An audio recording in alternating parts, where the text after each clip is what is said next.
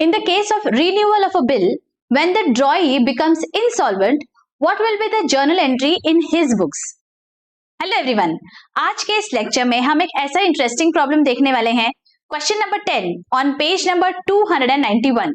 So let's get started. On 18th June 2019, Rohan sold goods on credit for 40,000 to नवीन. तो रोहन के लिए ये sales है और नवीन के लिए this is purchase, right? Rohan draws a bill for the amount due for 3 months on the same day. Naveen accepted the bill. Naveen ने accept किया है, मतलब नवीन के लिए it is bills payable and Rohan के लिए it will be bills receivable and return it to Rohan. On 19th June, Rohan discounted the bill with the bank at 15% per annum. On the due date, Naveen dishonored his acceptance and bank paid noting charges 350. Naveen then requested Rohan to renew the bill. Renew word हो गया, मतलब हमें यहाँ याद रखना है that we have to cancel the old bill. Rohan agreed on the condition that Naveen should pay interest on the balance at 12% per annum plus noting charges by check and should accept a new bill for the balance for 2 months. Okay, मतलब यहाँ पे interest payment भी है check से, ठीक है? Next, these arrangements were carried through, but before the due date, Naveen was declared insolvent. Rohan received 60 paise in a rupee as first and final dividend from the private estate of Naveen. Give journal entries in the books of Naveen.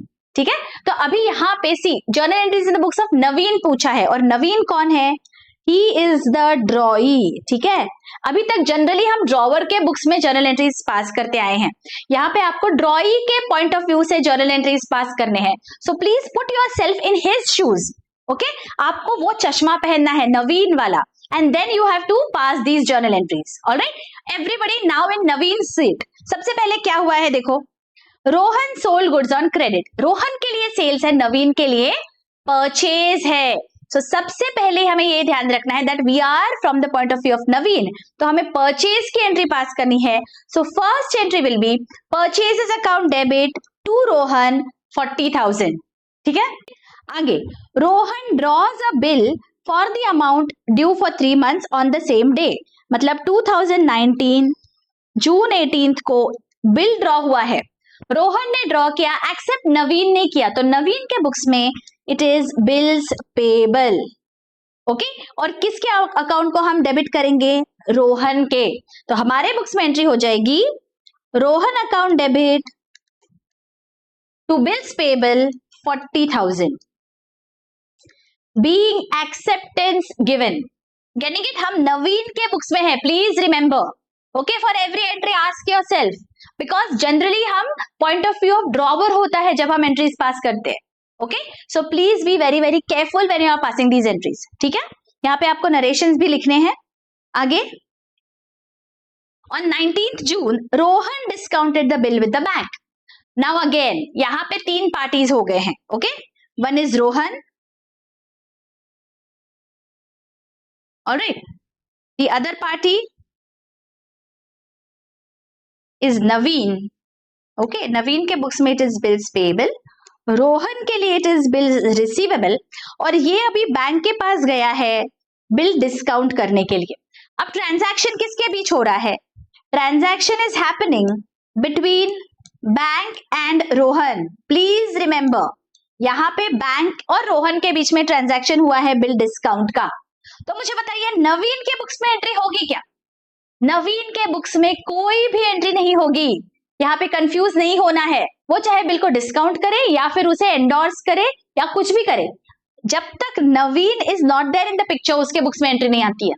ठीक है, so now for this discounting there will be no journal entry. Please remember, on the due date Naveen dishonored his acceptance and bank paid noting charges 350.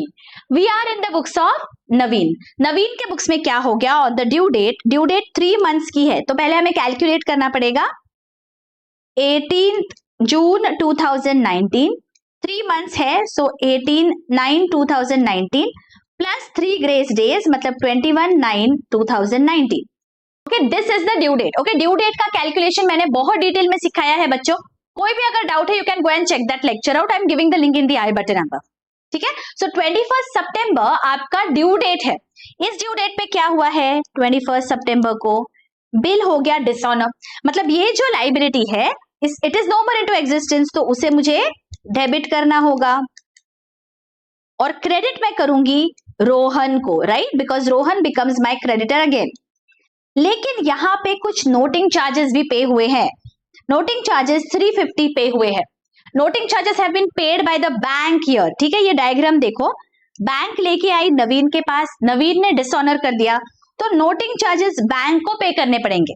Bank वो noting charges जाके रोहन से लेगी और रोहन वो noting charges जाके नवीन से collect करेगा। So at the end noting charges are always debited in the books of the drawee. सो इसीलिए यहाँ पे ये जो नोटिंग चार्जेस है हम नवीन के बुक्स में डेबिट कर देंगे।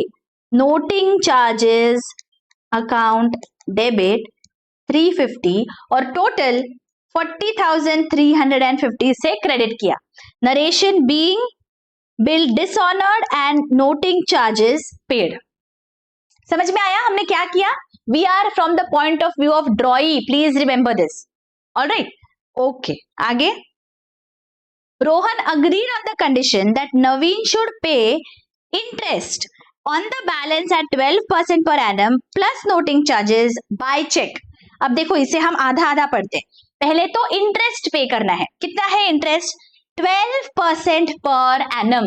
तो इंटरेस्ट ड्यू की एंट्री पास होगी and we have to find out the amount.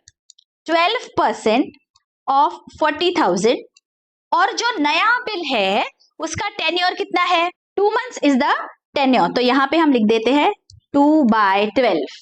ठीक है, तो कितना आ रहा है देखो, this is 800। 800 is the interest. Now from the point of view of the drawee, Naveen के पॉइंट ऑफ व्यू से इंटरेस्ट क्या है? एक्सपेंस है या इनकम है? एक्सपेंस है, तो इंटरेस्ट को वो डेबिट करेगा। इंटरेस्ट अकाउंट डेबिट 800 और किसे देगा?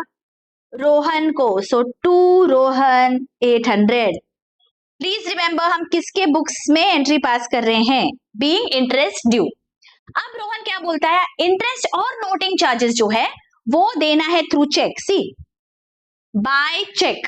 तो इंटरेस्ट तो 800 हमने कैलकुलेट कर लिया और नोटिंग चार्जेस है 350।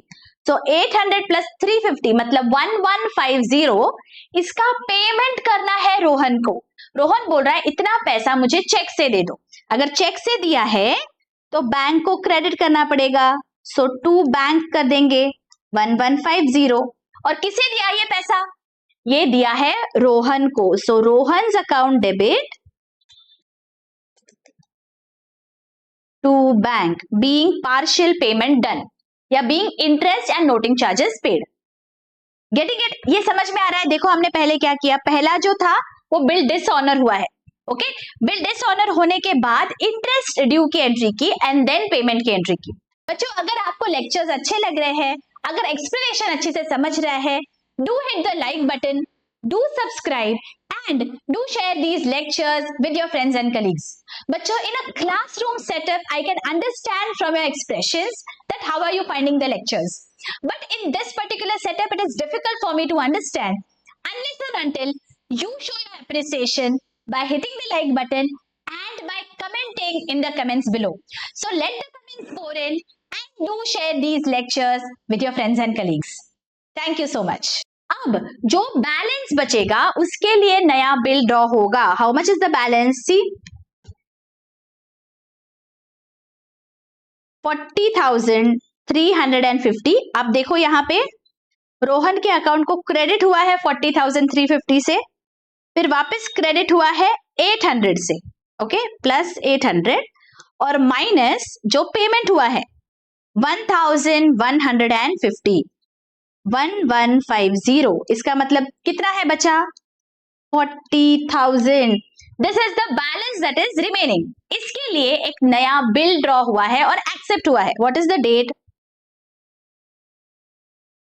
डेट नहीं दी गई है हमें, तो ये जो नया बिल है इसके एक्सेप्टेंस के लिए हमारे बुक्स में क्या एंट्री आएगी? It is a bill payable for us. So to bills payable 40,000 and Rohan's account debit 40,000. Narration लिखना है being acceptance received for new bill. Is this very very clear? Okay, आगे क्या दिया है? Let us read. These arrangements were carried through, but before the due date, Naveen was declared insolvent. अब जब भी आपको इंसॉल्वेंट डिक्लेयर किया जाता है तो क्या होगा? ये जो बिल पेएबल है उसे डिसऑनर हो जाएगा. That is the reason, right? आप इंसॉल्वेंट हो तो how are you going to honour your bills? तो सबसे पहली एंट्री होगी डिसऑनर ऑफ बिल की. रिन्यूअल ऑफ अ बिल और इंसॉल्वेंसी दोनों केसेस में आपको अंडरस्टैंड करना है. स्पेसिफिकली नहीं दिया जाएगा that the bill has been dishonoured और the bill has been cancelled, लेकिन you have to do that. So यहाँ पे because Naveen has been declared insolvent, ये जो बिल्स पेएबल है इसे डिसऑनर हो जाएगा. So bills payable account debit 40,000 to Rohan account 40,000 being bill dishonored, right? और अभी इंसॉल्वेंसी की एंट्री होगी. इंसॉल्वेंसी क्या हुआ है? कितना पैसा इन अ रूपी कैन बी रिकवर्ड? देखो 60 पैसे in a rupee as first and final dividend. Total कितना है रिसीवेबल? 40,000 है. हमें क्या दिया गया है? बस 60 पैसे इन अ रूपी कैन बी रिकवर्ड. 6 4 जा 24,000, मतलब 24,000 रुपए नवीन कैन पे. नवीन ने उतना पे किया तो नवीन के बुक से पैसा बाहर गया है. Okay, we are in the books of Naveen. I am repeating, please remember.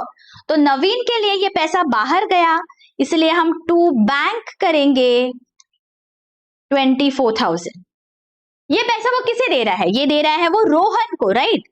सो रोहन के अकाउंट को क्लोज करना है, बिकॉज जितना दे पाया वो ठीक है, जो नहीं दे पाया वो आगे भी नहीं दे पाएगा बिकॉज वो इंसॉल्वेंट है. 40,000 से मुझे रोहन के अकाउंट को डेबिट करना पड़ेगा. यहाँ पे क्रेडिट था, यहाँ पे डेबिट करूंगी ताकि उसका अकाउंट अभी 0 होना चाहिए.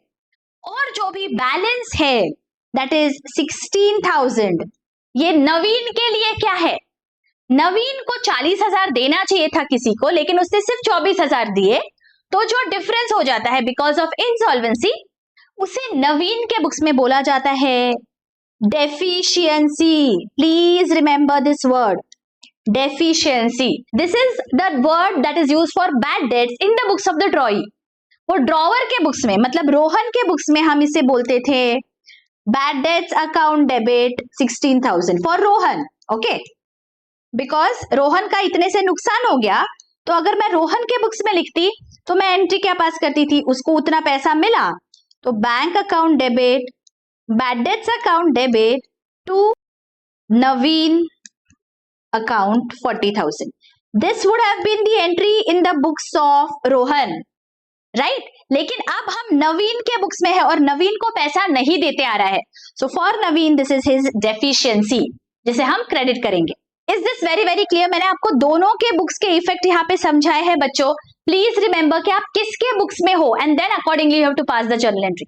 आई होप बहुत क्लियरली आपको समझ रहे हैं सारे लेक्चर्स. और अगर कोई भी डाउट है आप मुझे बेझिझक पूछ सकते हैं. I am definitely going to answer all your questions.